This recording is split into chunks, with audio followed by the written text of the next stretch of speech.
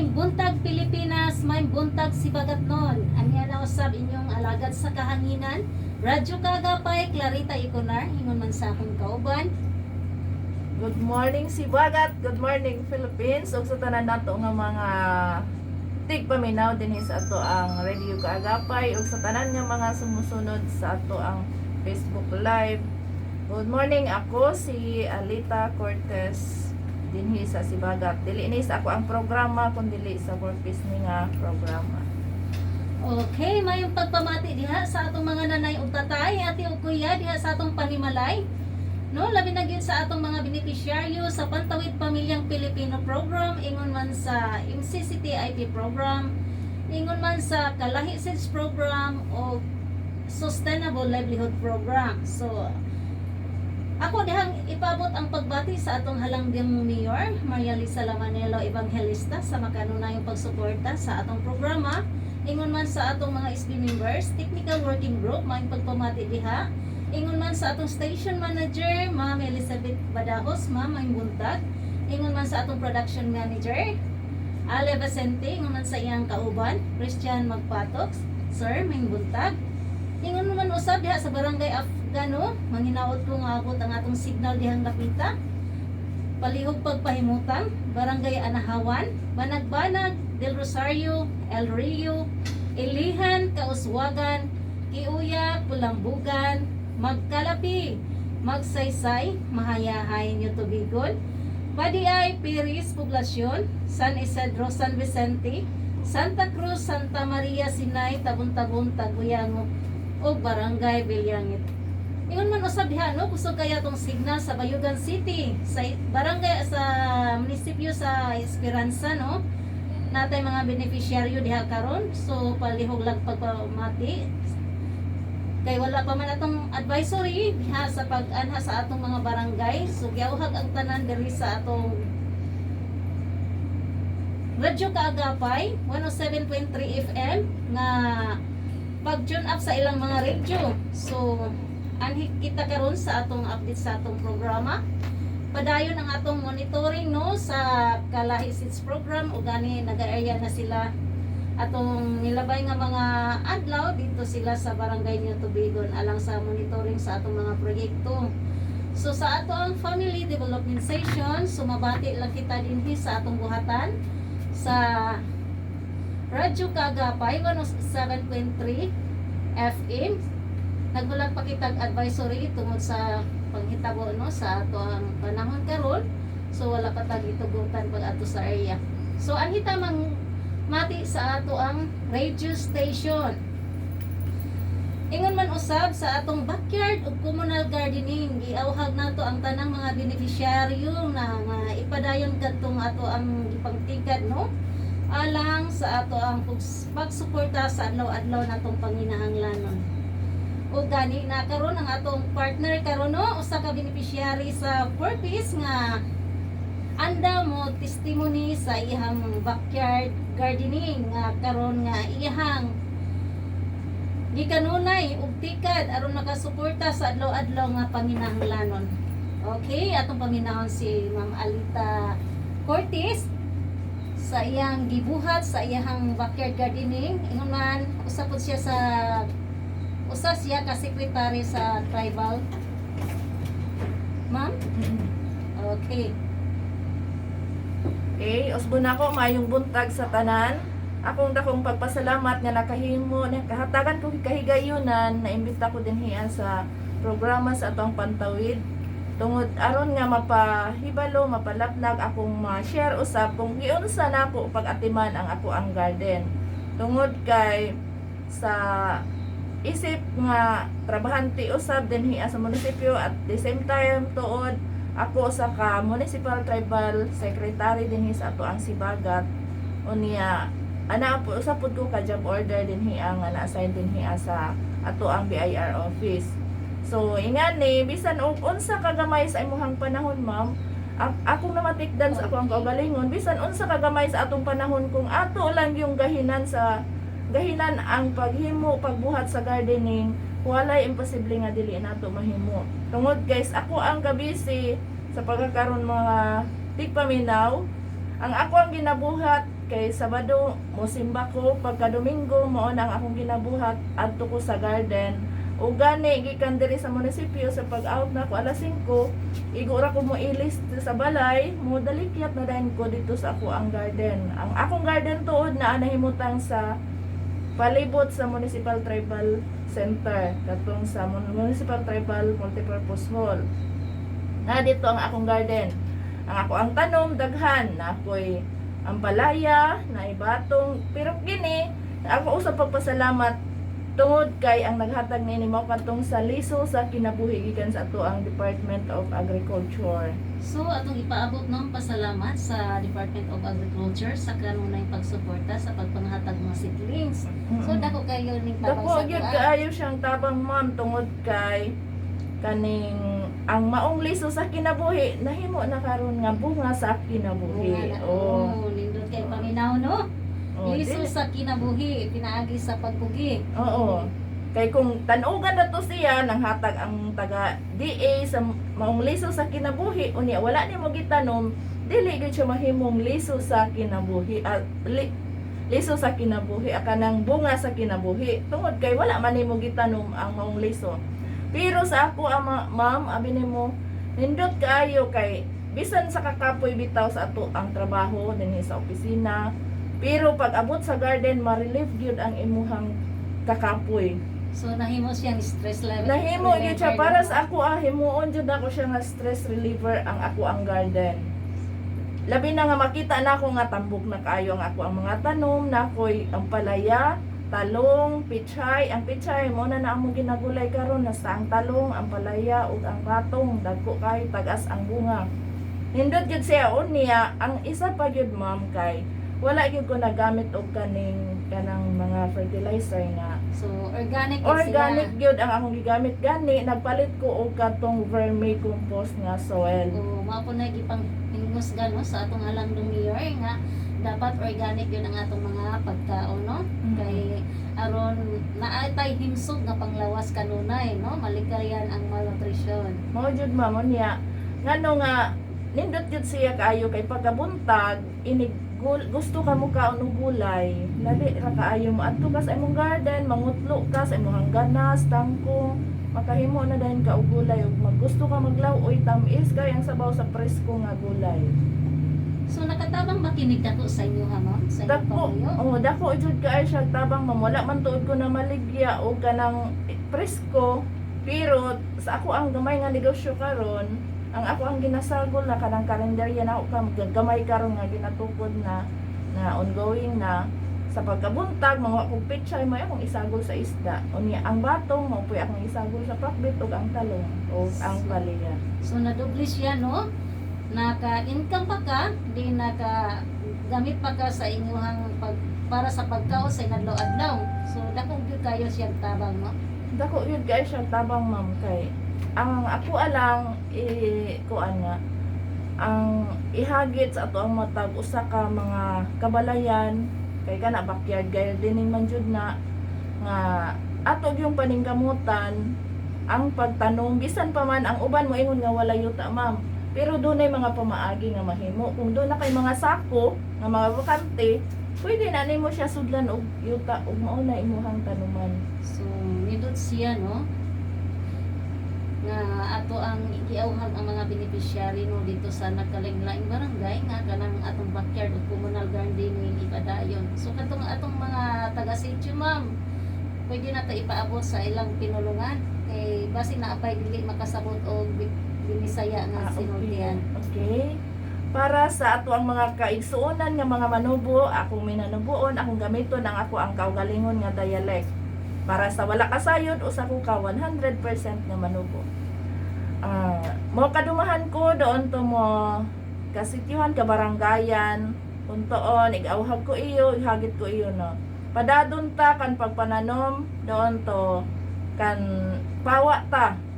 To giling kito wada pasak pwede kay puro to mo sako kan mo sako to semento. Iyan kan mo basiyo to mo Wilkins inggan no koy nanda no kakitaan tanaw pwede og tanuman og sedan to pasak aw tanomi pwede da yagbay kan og hinangon tapos i-encourage ta kan pagbutang to mo abuno no kan pamakadaot Ayan, og hinangon ta og wa kito kan organic fertilizer. Hasta kan organic no insecticide. No hinangon ta no iyan ig-spray ta kan mo tanom ta agong ko nagkuonon to kan mo mamang. So malami no kun naon magdunog ahaon yabion og kalipay kiyag boy nog aha to kan mo tanom ta no og bugason og tubuon og bugas.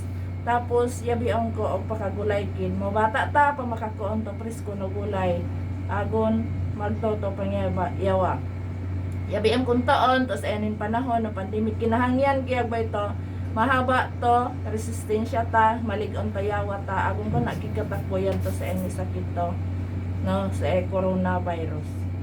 Okay, ma'am. Salamat kayo no sa pagpaabot sa atong mga kaigsuonan diha. So sa mga Gila area nga manghinaot ko nga ila katong ma-apply sa ikinabuhi nila nga magama ipadayon nila ang pagtikad sa backyard o communal gardening.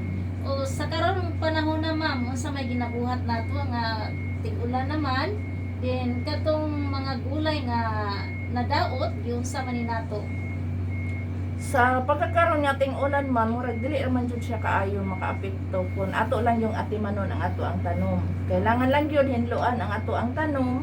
Kay para nga dili malata ang katong mga nangadaot pwede ra pud to siya tigumon tapos himuon ra pud nimo siya nga mahimong fertilizer ibutang ra nimo pagkalata na dahil niya ibutang ra pud dito as imong garden aron mahimo ra pud siya nga abono.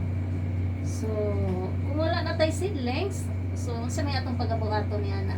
Pwede ra sad siya katong kung wala na tay seedlings katong imuhang existing karon nga nagturok naman pwede man ka makapagulang parehas ni anang batong. Pwede ka mupili nga mauni pila ka buok ni ay ako aning binhion. So kadto siya pwede na to nimo mapuli og tanom inig pag tan-aw nimo nga malaos na ang imuhang tanom nga batong. Talong pwede pud ka makakuan Pagulang, o no? pagulang. Okay ma'am no, daghan kayong salamat. Daghan kayong nakutlo sa atong mga beneficiary diha sa atong tagsa-tagsa ka panimalay. Manghinaot ko nga inyo kining i-apply. O salamat kaayo ma'am. Then magpadayon ko alang sa ato ang topiko karong buntaga. Salamat pud kaayo sa imong pag-imbita dinhi kanako ma'am og panapos nga akong awhag sa ato ang mga kaigsuonan nga ato yung ipadayon ang ato ang backyard gardening. Dili ta mo adto sa silingan kay magtabi-tabi, instead nga magtabi-tabi ta dito na lang ta sa ato ang garden kay aron do na tay mapupo sa umalabot. Daghang salamat kinang inyong igsuon Alita Cortez. Daghan kayong salamat ma'am no sa pagtubag sa pag-imbita dinhi sa atong kahaningan. Ug karon magpadayon ta sa atong topiko karong buntaga no, mga nanay ug tatay. Mahitungod kini sa pagpapanatili ng backyard and communal gardening sa gitna ng quarantine.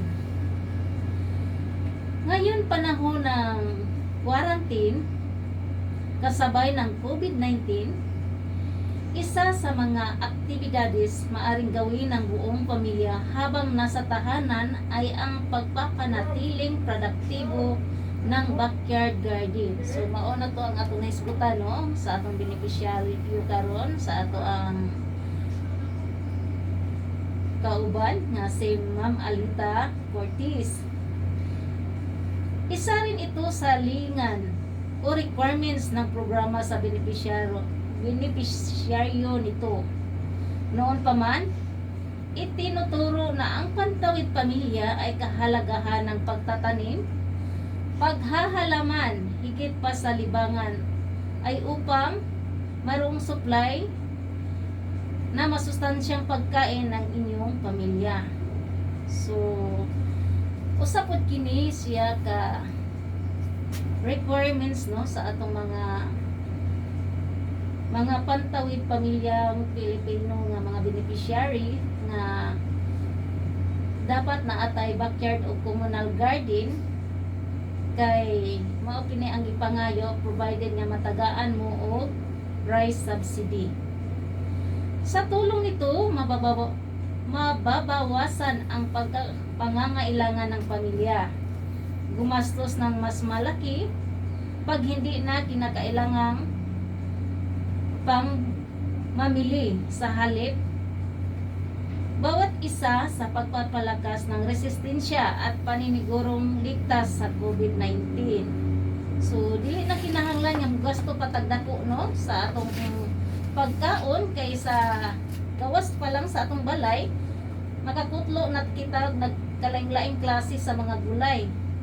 So ato lang yun ipadayon ang ato ang backyard o communal garden. Ipagpatuloy rin ang pag-aalaga ng inyong garden upang magtuloy-tuloy ang inyong ani nang hindi magkulang sa supply ang pamilya. Kung hindi naman sapat o hindi pa nasisimulan ang garden, narito ang ilang mga tips kung paano ninyo sisimulan ang inyong backyard garden. So mao kini ang mga pamaagi no nga unsaon sa pagsugod o backyard ingon man communal gardening. So sa wala pa nakatikad niini. Una, isipin kung ano-ano ang masusustansyang gulay at prutas na gustong itanim. So atong una-una no, unsa ang dali nga ma-harvest nga mga gulay nga makasustain sa atong inadlaw-adlaw nga panginahanglanon o kaha mga prutas ug uban pa nga klase nga pwede nato itanom sa ato ang panimalay. Likod sa atong panimalay nga pwede nato nga matigad. Pumili ng magandang lokasyon na may magandang kalidad ng lupa dahil tayo ay hihikayat na mananatili sa ating mga bahay. Pumili lamang ng espasyo sa paligid ng ating tahanan na maaaring tamnan ng mga gulay. Siguraduhin naabot ito ng sinag at init ng araw at malapit sa pinagkukunan ng tubig. So, kung kita magtanong og mga gulay, kinahanglan nga mainitan siya no. Unya, buol ra pod sa ato ang kuhanan og tubig alang sa pagbisbis niini. Ihanda ang lupang pagtataniman. Bungkalin ang lupa para maihanda ang iyong garden beds.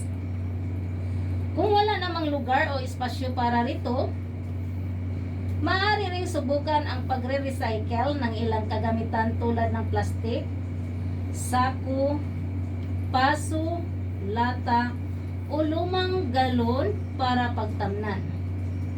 Alagaan ang inyong mga tanim. Tandaan na maliban sa ilaw, init at tubig, kinakailangan din ng sustansya ng inyong pananim sa tulong ng fertilizer. Sa giingon to ganina nga mag-organic farming na kita karon no, dili na ta mo gamit og mga fertilizer. Maaaring gawing pataba ang inyong mga pinaggamitang balat ng gulay, prutas, at iba pa. Mga gulay na mabilis tumubo at mamunga. So mauni atong itanom no nga sa ato ang palibot malunggay. So daghan ta kaayos kuan ani no. Magbali lang tag sanga niini ato itusok sa ato ang kilid sa balay o kaatubangan o likod. Pwede na kini siya magamit nato no kay dali ra man siya mabuhi. Okra, sitaw o string beans, kangkong, spinach, pichay, carrots, labanos o kaharades, pipino, cucumber, kamatis, tomato, repolyo, cabbage, ampalaya, bitter gourd, lettuce, kalabasa, squash, zucchini, ug uban pa nga mga gulayo no nga pwede nato nga matanom. So kung unsay available nga ipanghatag sa atong Department of Agriculture kana ato nang gamiton. Ano ba ang magagandang dulot ng paghahalaman? Magkakaroon ang inyong pamilya ng regular na supply ng mga gulay upang mapanatiling malakas ang resistensya ng katawan. Tandaan sa panahong tayo ay nangangamba ng sakit sa COVID-19, isa sa proteksyon natin ay ang pagkakaroon ng matibay na immune system para makaiwas at malabanan ang mga sakit. Makakatipid din kayo sa gastusin sa pamimili ng gulay ng inyong kakainin. Maganda rin gawain ang paghahalaman bilang libangan ng buong pamilya at oportunidad upang magkaroon ng family bonding. Hikayatin ang mga anak na sumali sa pagtatanim lalo't ngayong walang pasok sa eskwela. Sa pamamagitan ng paghahalaman na ehersisyo rin ang inyong katawan. Makakatulong din ito sa pagre-relax upang mabawasan ang pagkabalisa, pagkalungkot o takot sa mga nangyayari sa bansa. Okay, sa dahil ipata magpadayon ato ipabalik sa atong buhatan alang sa pahinumdom.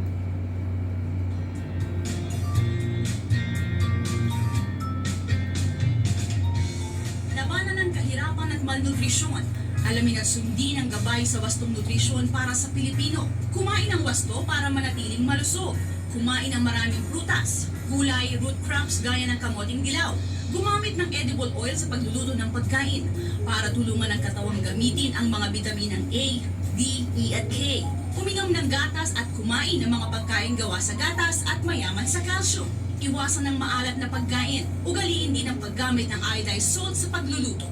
Laging tandaan, wastong nutrisyon, alamin, gawin at palaganapin.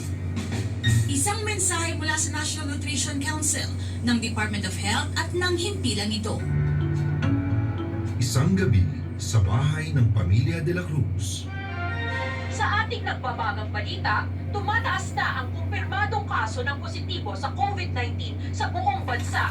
Nakakahawa ito at Ate, paano mo nakakahawa ang COVID-19? Sabi ng DOH, pag bumahing o umubo ang taong may COVID-19, sumasama sa laway niya.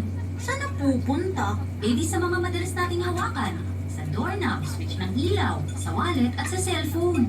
Kaya dapat laging dinidisinfect ang mga yon. Huwag din hahawakan ang mukha.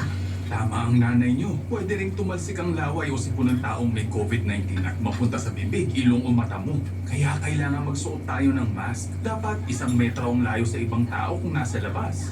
Dalasan din maghugas ng kamay. Siguraduhin na 20 seconds ang paghuhugas. Kumanta nga raw po ng happy birthday bilang pananda. Tara, bunso! Happy birthday to you! 20 seconds na! Tayo na tayo! Hala, Tay, COVID na po ba yan? Hindi anak, nasamid lang ako. Mahal, magtakip ka pa rin ng ilong at bibig tuwing uubo at babahin, ha? Oo, at magpalakas tayo ng resistensya. Hindi dapat tayo magpatalo sa COVID. Kaya kakain ako ng maraming gulay. Very good si Bunso. Sa wastong pag-iingat, ang virus hindi kakalat. COVID-19, kayang-kaya nating tapusin. Isang paalala mula sa DOH, UNICEF, USAID at ng himpilan ito. Narito po si Mamon! Ang kumain ng number 1, kumain ng iba't ibang pagkain para sa iba't ibang sustansya. Pagkain na bibigyan ng enerhiya, may protina, may vitamina at mineral. Sundin ang 10 commandments para sa sigla at lakas ng buhay. Paalala ng National Nutrition Council ng DOH. The White House and your house.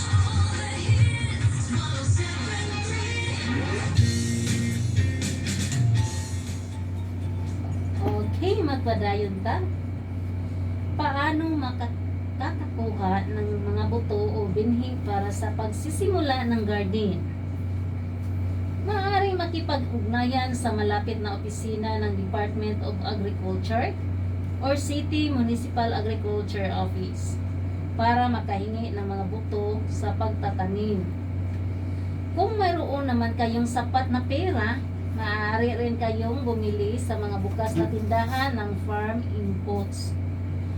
Maaari ring magtanong sa barangay o makahingi sa mga kapitbahay na nakapagsimula ng mga kanilang backyard gardens. O kaya naman, itabi ang mga buto na nanagamit ninyo ng gulay o prutas at subukang pasibulin. No? Sigun pa sa giingon nga pwede ta makapangayog seedlings no sa Department of Agriculture.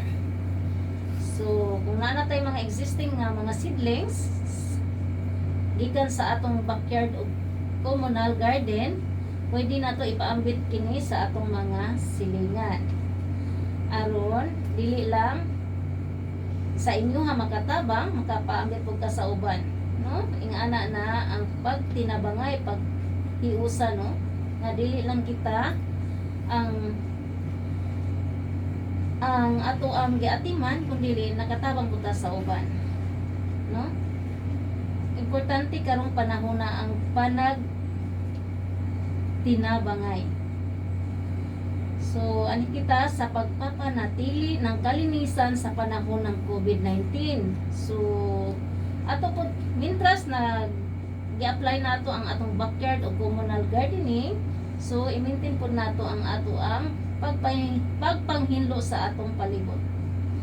Ang pinakaunang depensa na natin laban sa virus na nagdudulot ng sakit na COVID-19 ay ang pagpapanatili ng kalinisan sa pagkain, katawan, at sa kapaligiran.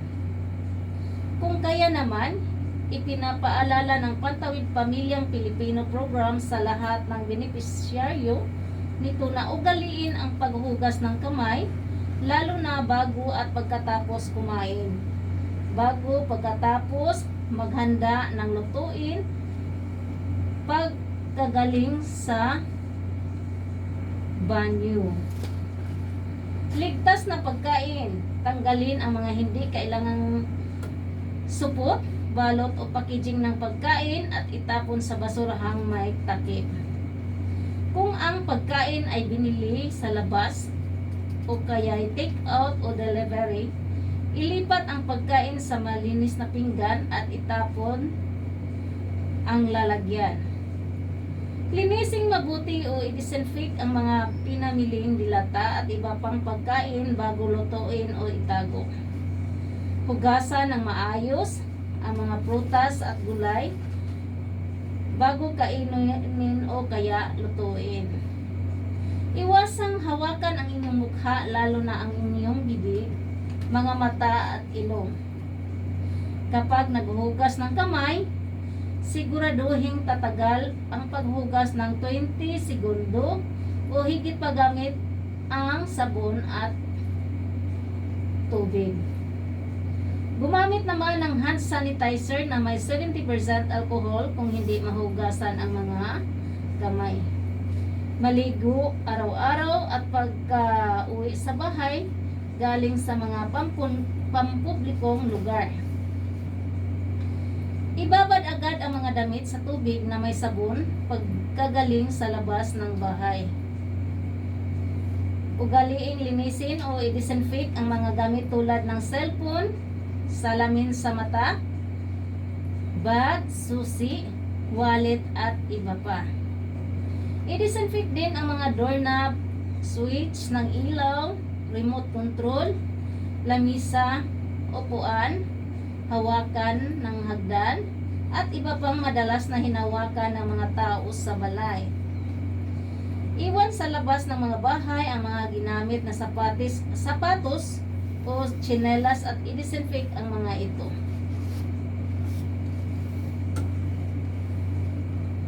Okay. Alang sa pagpadayon, no? Ato sang paminawon ang advertisement sa ato ang Nutri-Eskwela. Labanan ng kahirapan at malnutrisyon. Alamin at sundin ang gabay sa wastong nutrisyon para sa Pilipino. Alam niyo ba na 40 nutrients ang kailangan ng ating katawan para manatiling malusog? At walang isang pagkain na nagbibigay ng lahat ng mga nutrients na ito. Ang pagkain ng tamang pagkain sa tamang dami. Base sa food pyramid ang susi sa kalusugan. Kaya kahit mahirap ang buhay, hindi natin iyon dapat isakripisyo. Magtanim ng gulay at mag-alaga ng hayop sa inyong bakuran. Tipid na kayo sa gastos, nakatitiyak pa kayong sariwa ang pagkain na inyong kakainin. Laging tandaan, wastong nutrisyon, alamin, gawin at palaganapin. Isang mensahe mula sa National Nutrition Council ng Department of Health at ng himpilang ito. We interrupt this program to bring you a special report. Kini nga balita hatod kaninyong gikan sa Department of Health Caraga. Ang novel coronavirus o COVID-19 usa ka makatakod nga sakit ug dali ra mapasa pinaagi sa pag-ubo o paghatsi gikan sa usa ka tawo nga adunay coronavirus. Manikayan kini pinaagi sa paghugas sa kamot o paggamit sa alcohol o sanitizers, pagtabon sa baba og ilong kung muubo o muhatsi, dili pag-adto sa mga lugar nga adunay daghang tao o dili usab pagduol sa mga tao nga adunay gibati nga sakit. Kung adunay gibati nga ilanan, ubo, sipon, paglisod og ginhawa o kalibanga, tawag sa mga hotline sa inyong duol nga health facility o sa DOH Helpline 342-5724 o 0945-359-2632 o kaha sa 0948-224-1857.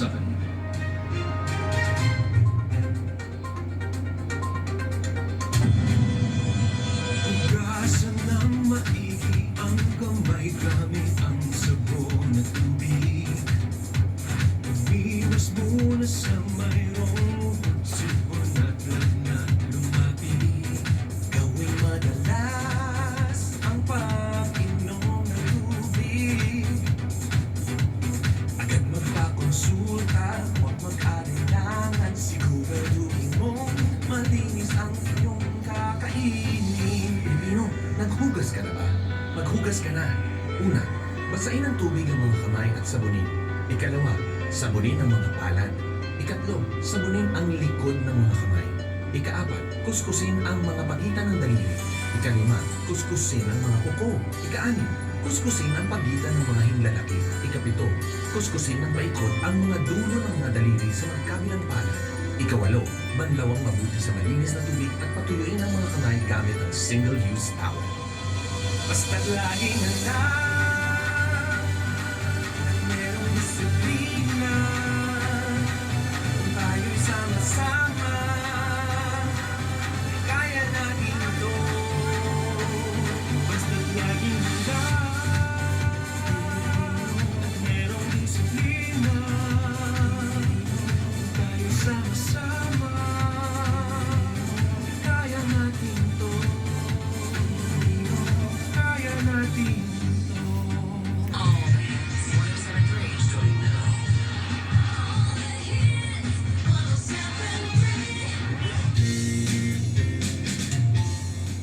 Okay, ani kita karon sa ikaupat nga topiko karong buntaga, gabay sa mas sustansya at wastong pagkain. Ang mga pagkain mayroong maberding gulay, citrus, na prutas, saging, munggo, kamuti ay ilan lamang sa mga makapagbibigay sa atin ng sustansya, lalo na sa panahon ngayong kailangang magdoble ingat para makaiwas sa sakit. Isa sa pinakamabisang paraan para palakasin ang resistensya ay ang pagkain ng tama at pagpapanatili ng healthy